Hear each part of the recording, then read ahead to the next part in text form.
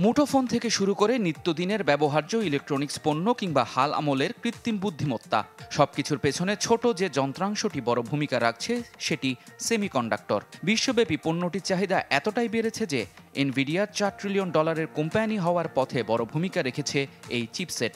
এছাড়া Intel, AMD, IBM, Qualcomm আর TSMCর মতো প্রতিষ্ঠানগুলো এগুচ্ছে দারুণ গতিতে। অথচ $600 বিলিয়ন এই বাজারে বাংলাদেশ এখনো কেবল প্রস্তুতির প্রান্তে। ঢালাইয়ে দৃঢ়তা, নির্মাণে নিশ্চয়তা, প্রিমিয়ার সিমেন্ট, ঢালাইয়ের রাজা।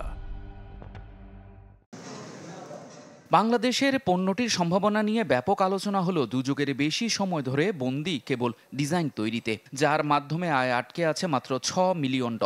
অথচ পাশের দেশ ভারত এরই মধ্যে ঘোষণা দিয়েছে তাদের 6ষ্ঠ কারখানা নির্মাণের।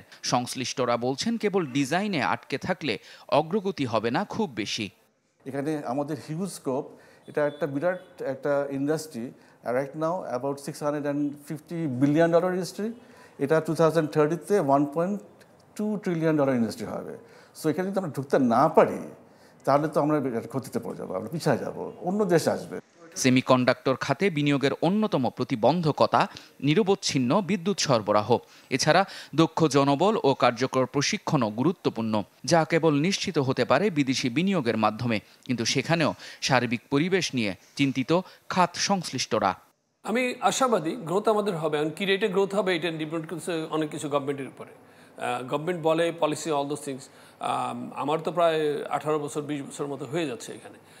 আমি অনেকগুলো ক্ষেত্রে গভর্নমেন্টকে অলওয়েজ বলে যাচ্ছি যে আমাদের রিসোর্স ডেভেলপমেন্টের জন্য, আমাদের ডায়াসপোরাদেরকে এখানে এনকারেজ করে আনার জন্য, অল দোজ থিংস ডিসকাশন হচ্ছে, but I would love to them move even faster the way they are doing.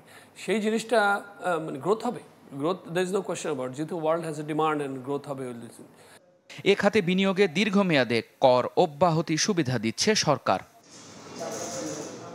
Iftekhar Alam, channel 24, Dhaka.